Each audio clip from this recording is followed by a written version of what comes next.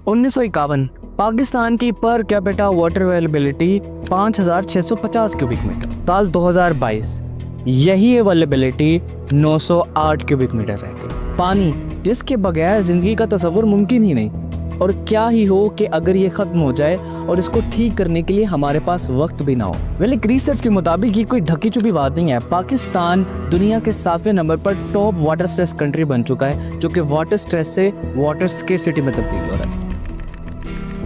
आसान अल्फाज में आप ये समझ लें कि वो वक्त दूर नहीं जब आपको पानी के लिए लाइनों में लगना पड़ेगा।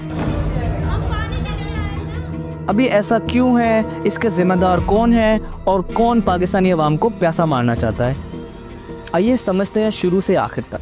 A water war, if you will, has been waged, and this strike by the government has left Pakistan in a panic.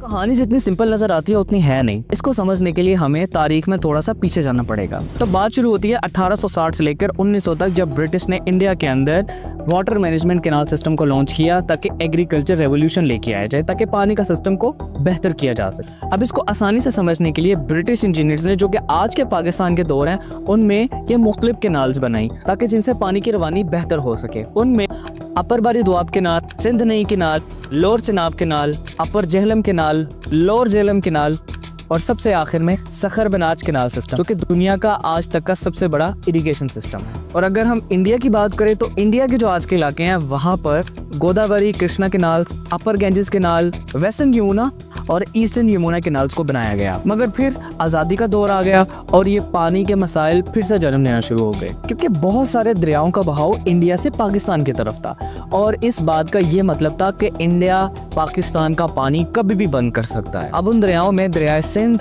दरियाए Jhelum और दरियाए चिनाब शामिल हैं। तारीख में पहली बार इंडिया ने 1948 में आज़ादी के बाद पाकिस्तान का पानी दरियाए सतलुज और दरियाए ब्यास से बंद कर दिया, जिसकी वजह से मुल्क के अंदर एग्रीकल्चर सेक्टर को बहुत ज़्यादा नुकसान का सामना करना पड़ा। पाकिस्तान ने इस मामले के ऊपर बहुत ज़्यादा तहफ़्फ़ुज़ात उठाए और साथ में ये भी वाज़ह किया कि पाकिस्तान को इक्वल वाटर शेयरिंग राइट्स नहीं मिल रहे। और फिर 1950 से 1960 तक वैसे ही पाकिस्तान के अंदर एक पावर वैक्यूम था, लीडरशिप का फुकदान था, जिसकी वजह से इसका हल नहीं तलाश किया जा सका। लेकिन 1960 के अंदर वर्ल्ड बैंक के ताउन से पाकिस्तान और इंडिया के दरमियान इंतास मुआहिदा इंडस वाटर ट्रीटी 1960 में साइन कर दी गई। इसमें टोटल 3 ईस्टर्न रिवर्स और 3 वेस्टर्न रिवर्स थे।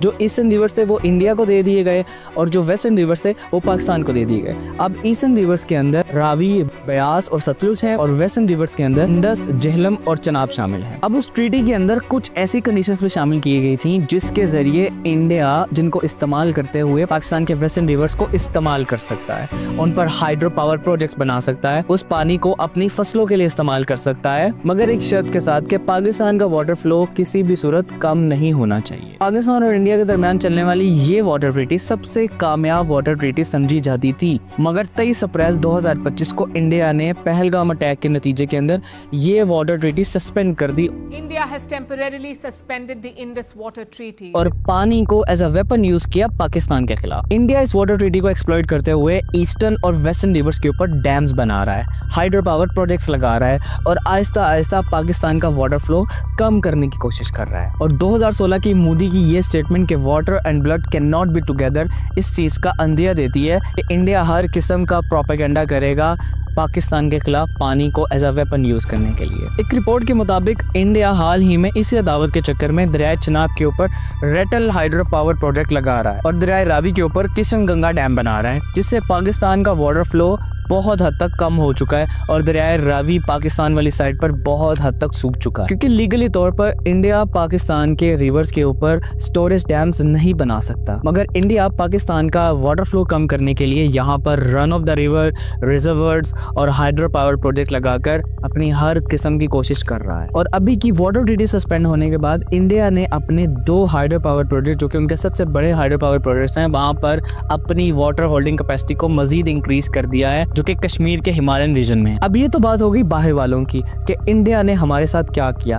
अब बात करते हैं कि हमने अपने साथ खुद क्या किया, जिसका नतीजा आज तक हम भुगत रहे हैं। सबसे पहले बात करते हैं पाकिस्तान के बजट की, क्योंकि पाकिस्तान का बजट पाकिस्तान के वाटर क्राइसिस से बहुत ज्यादा इंटरलिंक्ड है। पाकिस्तान का 2024-25 का फिस्कल ईयर का बजट 18 ट्रिलियन पाकिस्तानी रुपए था, जिसमें डेट सर्विसिंग की मद के अंदर 10 ट्रिलियन पाकिस्तानी रुपए दिए गए, डिफेंस में 3 ट्रिलियन दिए गए, पेंशन के लिए 1.5 ट्रिलियन दिया गया, सब्सिडीज की मद के अंदर 1.4 ट्रिलियन दिया गया और पब्लिक सेक्टर की डेवलपमेंट के लिए 1.6 ट्रिलियन दिया गया। अब ये सारे के सारे पैसे खर्च करने के बाद पाकिस्तान के पास इतने पैसे बचते ही नहीं है कि वो एक अच्छा डैम बना सके जो कि हमारे वाटर फ्लो को इंक्रीज कर सके और मुल्क में वाटर क्राइसिस को कम कर सके, क्योंकि एक फंक्शनल डैम बनाने के लिए बिलियंस ऑफ डॉलर्स चाहिए होते हैं। जैसे हम एग्जांपल ले सकते हैं दिहामुर बादशाह डैम की, जो कि आज तक कंप्लीट नहीं हुआ और बिना कंप्लीशन के बावजूद भी इसकी जो कॉस्ट है वो 1 ट्रिलियन पाकिस्तानी रुपए से भी ऊपर जा चुकी है। क्योंकि हमेशा से पाकिस्तान का जो इकोनॉमिक सिस्टम है, पाकिस्तान का जो बजट है, उसका मेन गोल होता है डिफेंस बजट इंक्रीज करना, सिविल ब्यूरोक्रेसी के इंसेंटिव्स को इंक्रीज करना और जो पैसे बच जाएं उनसे अशियाए जरूरियात को इंपोर्ट कर लेना। जिसकी बेहतरीन एग्जांपल हमारे पास कराची है, जहां वाटर स्केर्सिटी इतनी ज्यादा हो चुकी है कि पीने का पानी लोगों को खरीदना पड़ता है और बहुत ज्यादा बढ़ती कीमतों की वजह से हर कोई कराची के अंदर पानी भी अफोर्ड नहीं कर सकता। अब कराची की आबादी है 20 मिलियन और यहाँ पर हर रोज 550 million gallon water Keenjhar lake से निकालकर, जो कि इंडस रिवर से कनेक्टेड है और एक मैन मेड लेक है, फिर यही पानी कराची के मुख्तलिफ डिस्ट्रीब्यूशन सेंटर्स के अंदर जाता है और वहां से वाटर टैंकर्स के जरिए ये रेजिडेंट इलाकों में जाकर बेचा जाता है। Where tankers fill up, then deliver water to homes and businesses.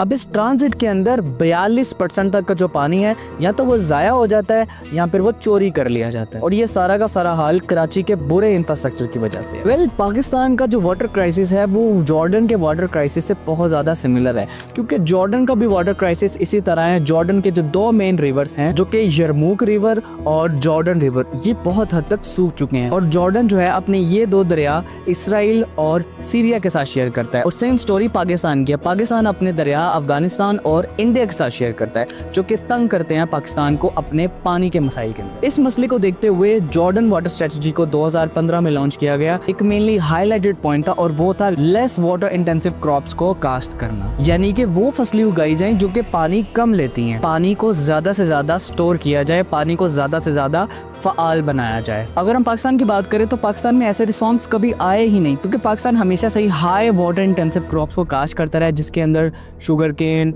Wheat, चावल, ये सारी की सारी फसलें शामिल हैं। मगर फिर भी पाकिस्तान की वीट प्रोडक्शन 11% तक नीचे गई है 2022 के अंदर और यही वजह है कि हुकूमत को बाहर से भी गंदम इंपोर्ट करना पड़ती है। और शुगर केन इंडस्ट्री सारे का सारा पानी इस्तेमाल करके अपने ही मजे के अंदर, और 2024 और 25 में 84 मिलियन टन गन्ना, 7 मिलियन टन शुगर प्रोड्यूस की गई। और इस सारी इंडस्ट्री की जो कीमतें हैं वो बहुत बड़े बड़े एलीट क्लास प्लेयर्स डील करते हैं और हुकूमत उन पॉलिसीज को उनके लिए मुआफिक बनाती है। और क्योंकि पाकिस्तान की जो मेजर क्रॉप इंडस्ट्रीज हैं जिनमें गंदम, चावल और शुगर केन आती है, ये सारी की सारी पॉलिटिकल एलीट और एस्टेब्लिशमेंट रन करती है। जैसे कि जहांगीर तरीन मेजर शुगर मिल्स के मालिक हैं। उसके अलावा मुस्लिम लीग काफ ये भी शुगर मिल्स को ऑन करती हैं। शरीफ खानदान शरीफ ग्रुप्स के तहत बहुत सारी शुगर मिल्स को ऑन करते हैं। एस्टेब्लिशमेंट भी आर्मी वेलफेयर ग्रुप के जरिए शुगर मिल्स को ऑपरेट करती है। और इस सब इन्फ्लुएंस की वजह से पाकिस्तान के अंदर कभी भी इस तरह के रिफॉर्म्स आ ही नहीं सके जिसके जरिए पाकिस्तान का वाटर क्राइसिस ठीक किया जा सके। अगर आप लोगों को याद हो तो 2018 में चीफ जस्टिस पाकिस्तान साकिब निसार ने